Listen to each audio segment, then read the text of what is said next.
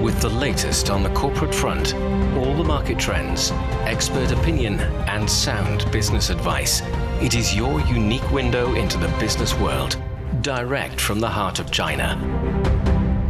Hello and welcome to Biz Today. I'm Zhao Yang in Beijing. Coming up, we will have half an hour of business news and analysis.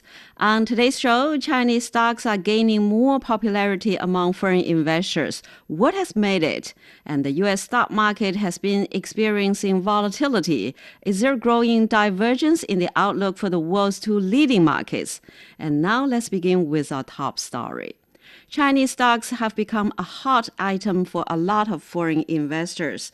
Many foreign institutional investors have moved to raise the price targets for various Chinese stocks. For example, Goldman Sachs and Morgan Stanley increased their price targets for Alibaba's Hong Kong-listed shares. JP Morgan and HSBC also raised the price targets for Chinese new energy vehicle manufacturers BYD and Xiaomi. And Citigroup analysts have upgraded their recommendation for Chinese equities to overweight from neutral. So what is causing all these changes in market sentiment? Is China's tech innovation reshaping the global investors' landscape? For more on this, join us on the line now are Zhang Gong, professor at the University of International Business and Economics, Chen Jiahe, chief investment officer at Novem Archi Technologies, and also Yan Liang, professor of economics, Willamette University. So I will start with you. So what do you think has made China's stock markets so attractive to both domestic and global investors? Well, I think there are three major reasons. One is we know the trigger largely came from the DeepSeek's launch. So when you look at the Hang Seng Tech Index, which includes the 30 tech giants, they're now valued at 29.5 times earnings compared to their earlier January low of only 20.6 times. And so that means this index surged by 34% just this year, right after DeepSeek's launch. So I think the idea that China had this AI breakthrough is really helping to promote these kind of tech index, and so that it helps the general, I think, stock market sentiment as well. And the second reason, of course, is that this is not just a DeepSeek story. I think DeepSeek story only reflects that the deep and also dynamic China's technological prowess. So now we know that there's a new AI tool, Menace, is being now at the test pilot stage. It's a general AI agent. And just overall, I think it shows that China is not just having DeepSeek, but it has actually right now 190 different large language models. And AI is also going to be integrated into the wider sectors. So according to Goldman Sachs, this is going to drive China's corporate earning by 2.5% annually over the next decade.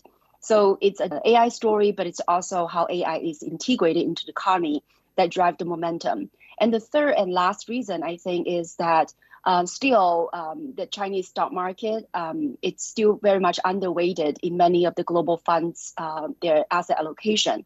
So I think many of the global, for example, mutual funds, they're still not having enough position in the Chinese stocks. So now they're trying to make it up. They're trying to buy more to diversify their portfolio and also to pay the right of this current stock market rally. So that's the third reason, I think, why we're seeing a lot more buying and a lot more momentum for the stock market to rise. And Jiahe, do you expect this will mark the start of a revaluation of Chinese equities?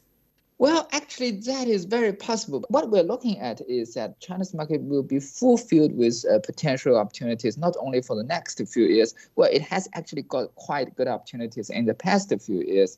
I mean, from the year of 2019, we have more than doubled our asset and performance, basically because we keep on finding these good opportunities in China's market. And if you look into the future, you keep on finding these opportunities. I mean, this kind of opportunity actually comes from a few aspects. The first One is that China has a really stable economy. I mean, if you look at China's economic policies, political policies, all these kind of things, we are one of the most stable markets in the world, and we are a very large market. So you find very stable market and very good performing companies here. And also you find very good valuation from time to time because China is still a developing market. This means when we look at this market, we see a much more fluctuation compared with mature markets. The valuation goes upward and some of the valuation goes downward. So you keep on having the opportunities to keep on what we say is sell high and buy low. So you can sell at pretty expensive valuation sometimes and buy at pretty low valuation some other times.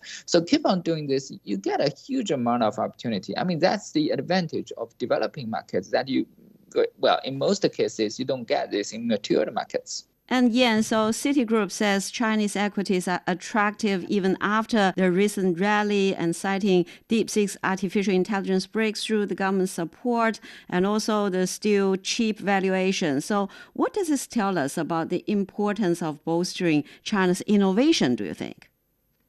Well, I think, this AI intelligence, the tech breakthrough, it really just demonstrates that China has the capability to achieve the, going from 0 to 1 type of really sort of foundational technological breakthrough, which, again, has been really, I would say, skeptical, right, by many of the international communities and investors. And so I think that breakthrough really showcased that China is able to do that, not only because it has really complete and very mature industrial supply chain and all the productive capacity, but also it has really cutting edge, academics and research institutes, and also, the AI talents. And then you also mentioned that the government's support. So we know not only, President Xi Jinping has met these tech entrepreneurs and encouraged them to do more innovations, but the recent concluded the 2 sessions also talking about promoting legislations to encourage these private entrepreneurs.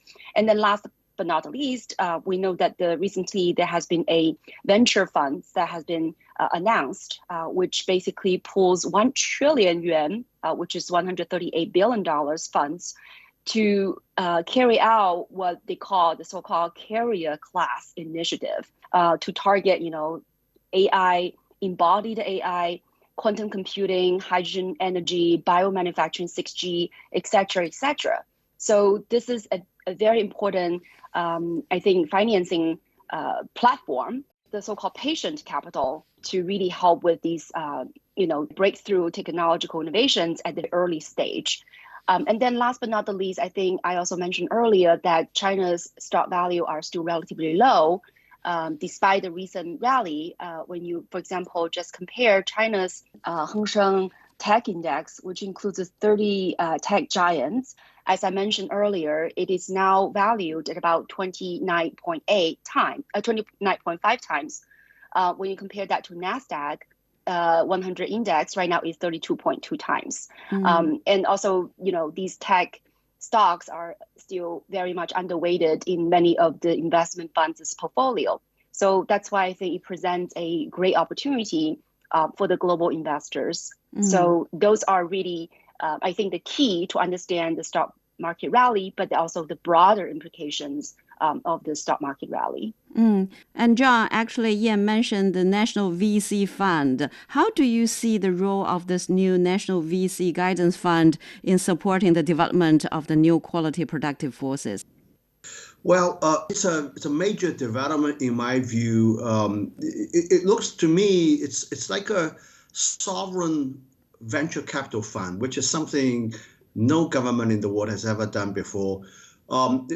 Granted that the government's being involved in venture capital business is not entirely new here in China. As a matter of fact, many local governments across the country have set up funds similar to this, but not as large as this. Investing in new startup companies, and some of the results have been turning out fairly surprisingly good. So I think the business the model that a government's investing in startup companies, the government being involved in venture capital business is viable in my view. The experiences in China so far have been proven that this is indeed doable. Now, this time we're talking about the central government setting up a fund on a scale of 1 trillion yuan doing this. So this certainly exceeds in scale greatly of what the local governments have been doing for years. So I think it's an interesting development that the central government is indeed doing something like this to set up such a large fund. And as I said, it's the first venture in itself in the history of venture capital in the entire world that the central government has set up a sovereign venture capital fund to do this. So we'll have to see, how this can be done, and will this be as successful as some of the best local governments have achieved in China in the venture capital space. But I think it's it has its merits in the sense that the national government, the central government, can pool resources. I mean, they will be investing in the most promising ventures in the future. The VC business is not just about investing. I think it's also about mobilizing sources to support the invested entities to make sure that these businesses can grow, to make it easier to grow its business. Certainly, the central government has many more resources to do that. And so, so how do you see the role of this new national VC fund in supporting the development of the AI development or the tech development? Well, I do have quite strong confidence in this because, again, I think the whole idea is that a lot of these cutting edge technologies, right, especially foundational technologies from 0 to 1, it does take a lot of risks. It does take a lot of time to generate any positive returns. And so that means private entrepreneurs may not be able to come up with that amount of capital or come up with the collective, direction to move towards that. And I think one example that we can also look into compared to this one is that earlier there has been these big funds, right? The 3 rounds of fundraising to support the semiconductor industry development, we so-called the National Semiconductor Funds. And that has been really helpful. I think when you look at China's current, I would say, really very rapid catching up in the semiconductor space, I think this kinds of patient financing has played a very instrumental role. And I would also say that even the United States is thinking about the so-called sovereign fund, right? That they are also thinking about how to pool some state funds together to support technology. Except that I think they probably are focusing on the wrong direction when it comes to crypto and other sort of technologies. So I do have quite strong sort of confidence in this because I think this is really the whole nation sort of approach that the government is going to really direct the funds towards this common goal. And of course, this is just one piece of the entire puzzle. It's not just about financing per se, but there's also, the importance of attracting and retraining and retaining talents, right? China graduates 11 million college students per year. About 40% of them are in the STEM fields. So that translates to over 4 million STEM students. And also the Chinese educational system has improved, I think, by leaps and bounds, right? Right now, Tsinghua, Beijing University, and the Zhejiang University, and also Shanghai Jiaotong universities, these are really ranked very high in the top 20 of the global top universities, especially in the STEM field. So I think, with the direction, the strategic sort of direction, with the money and with the talent and with a very already good starting point with the very solid base, I think, the future is quite promising in terms of the technological innovations and prowess. And Jiahe, so some analysts said that China's tech innovation is reshaping the global investor landscape. What do you think about that? Yeah, I mean, China's tech companies is what we call reshaping the global investment market, or giving a very strong impression to the global investors, because there has actually been a very long period of time that people thought, okay, the United States is leading the technology world in the global capital markets. Then Japan is falling back. Europe is not even there. People say, okay, United States is good at technology, and Europe is good at regulating the technologies. So basically speaking, the best tech companies were thought to be belonging to the US market. But China's tech companies has been really amazing in recent years. I mean, look at what Huawei has been doing. Look at the electrical vehicles that BYD has been producing, which has been a really amazing story. Also look at the recent breakthrough of the robots that China has been creating, the AI technology, all these kind of things. I mean, many investors haven't really thought about the progress that China's tech companies can make. And currently, at this very moment, they've been surprised by this industry, and they started to shift over. So this is actually challenging the kind of idea that the United States is leading the global technology company and the market, and no one else is competing against it. Actually, the progress that China's technology companies have been making in the past is really out expected many investors in the world. I mean, look at BYD, for example. BYD was a small battery company. Warren Buffett and Charlie Munger were buying this company back, I think it's more than 10 years ago. But they bought this company because they thought it's a very efficient battery company. They never thought that BYD would become one of the world's most successful and largest new energy vehicle companies. They never thought that through. And they made a very large fortune on BYD because BYD breakthrough from a small battery company toward a large new energy vehicle company. This even surprised the most seasoned investor of the world, I mean, Warren Buffett himself. So you can see from this very small example that China's tech companies is really amazing in the global capital market, and it's actually reshaping what people are thinking. Well, we're speaking with Chen Jiahe, Chief Investment Officer at Novem Archi Technologies, John Gong, Professor at the University of International Business and Economics, and also Yan Liang, Professor of Economics, Willamette University. And after a short break, we'll take a look at the U.S. stock market and its economy. Stay with us. As one of CGT and radio's most popular programs, World Today provides listeners with a strong mix of international news and business. It delivers in-depth analysis of current affairs and one-on-one interviews, bringing you the stories behind the news, not just what's happening, but why.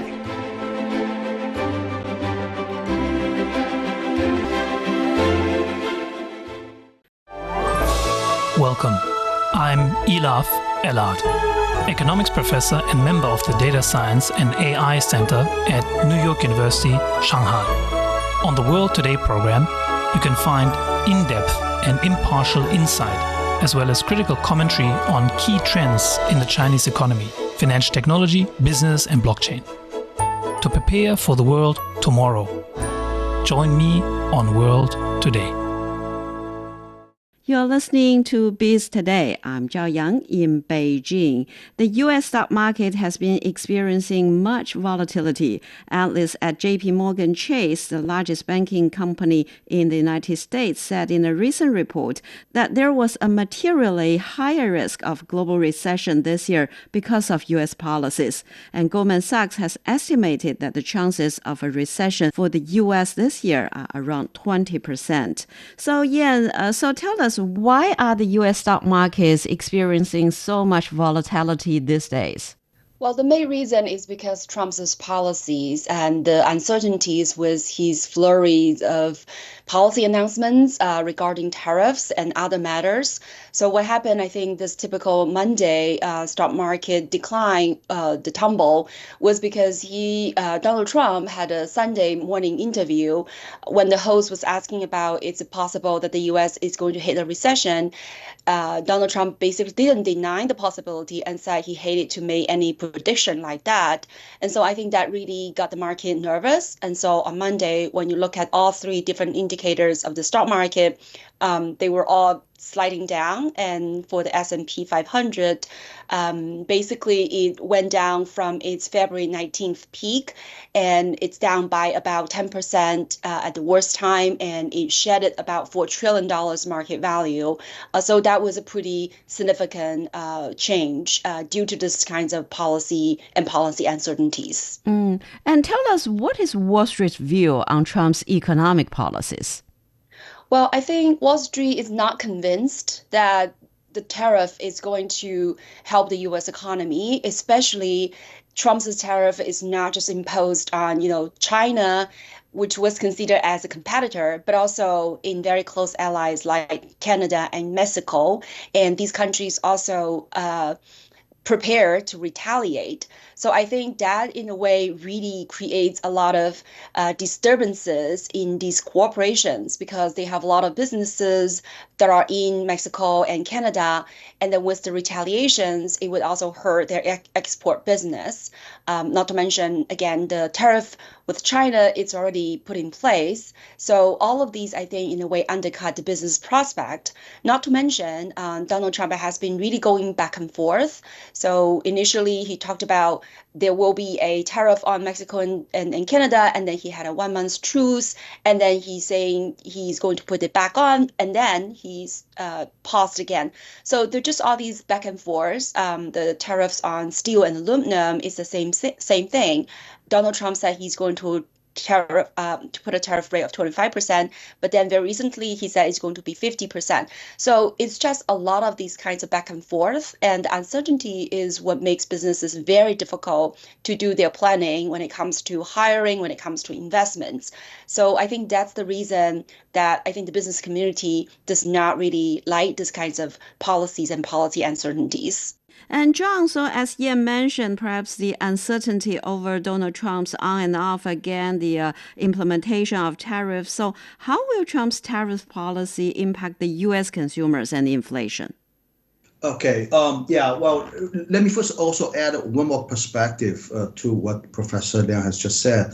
I think if you look at the Dow Jones and other indexes in the United States, I think it's already the market's in store for a significant correction anyway. It seems that the market is trying to find a reason to get correction. And Donald Trump, he's laying off people, the federal government left and right. That's going to cut into the sentiment in the market. That's going to depress some consumption, I guess.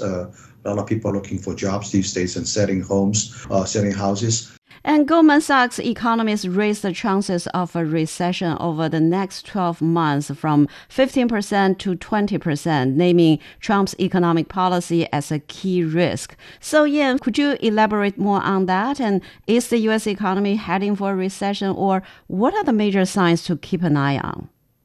Well, I think the Goldman Sachs is their probability, right, is basically, again, hinges on how Trump's policy are going to change. So according to them, the White House has the option to pull back if the downside risk become to look a lot more serious. But if the policy direction is continued the way it is now, then I think they think the recession risk will rise even further. So in other words, depending on if Donald Trump is going to continue to play his tariff card and really create a lot more disruptions and uncertainties in the domestic economy and hurting the consumer sentiment, business confidence, then I think the probability of having a recession is going to be higher. So Trump is hoping or wishing to use a tariff to achieve several policy objectives, right? So for one, he wants to use tariff to gain a lot of revenues. For two, he wants to reduce the U.S. trade deficit. Then he also wants to use tariff to bring back manufacturing jobs and revitalize the manufacturing sector in the U.S. And then last but not the least, he wants to use tariff as almost a bargaining chip to get some of the non-economic objectives. So it's very clear that tariff cannot do all these different objectives. If you wanted to collect revenues, then you need to import a lot to be able to tax those imports. But at the same time, you wanted to reduce the trade deficit. So you can see there's a lot of contradictions in all these policy objectives. So I don't think the tariff can can achieve any of these goals that Donald Trump set up to achieve. The only thing that could backfire is also that it undercuts the U.S.'s credibility, right? Because one day you say you're going to tariff, the next day you say I'm going to remove it. So this is going to reduce the U.S.'s credibility among the allies, but it could also trigger retaliations. So that is going to be bad for the U.S. economy, for these other economies, for the global economies as well. So Jiahe, so what do you think are all these implications for global investors? Well, when we look at this, policy news coming out of the United States every day, I mean, they keep on adding tariffs someday and they keep on reducing tariff the other day. And there's a joke saying that, after 5 days, you can't even remember how much the tariff is because you have to do 3 or 4 times of calculations. So this actually reduces the confidence of the global investors to the U.S. markets. And you can see the U.S. market as well as the dollar has been falling in recent trading days, basically because investors are looking for stability. Okay, economy needs stability to grow, and if you have a market that keeps on having policies coming out this way and that way, and you have the policies completely changed after even 2 or 3 days, you don't want to invest in that market, and you look for stable markets. And people look at China, and they come over and find that China's policies are consistent with previous policies. And even if you look back for 10 years, you can see that China's government has been putting the same policies for the past decade, the similar policies. You can find the path of these policies. You can even predict the future policies because they are so stable. So in this way, investors are, they're coming to look at China, and we can see that the Hong Kong market, as the most internationalized market of the China's equity market, has been rising by about 10% this year. And especially if you look at the tech companies listing in Hong Kong market this year, they have been rising significantly this year.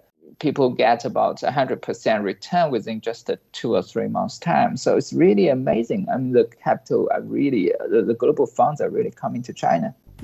Well, we're speaking with Yan Liang, Professor of Economics, Willamette University, Chen Jiahe, Chief Investment Officer at Novum Archi Technologies, and also John Gong, Professor at the University of International Business and Economics.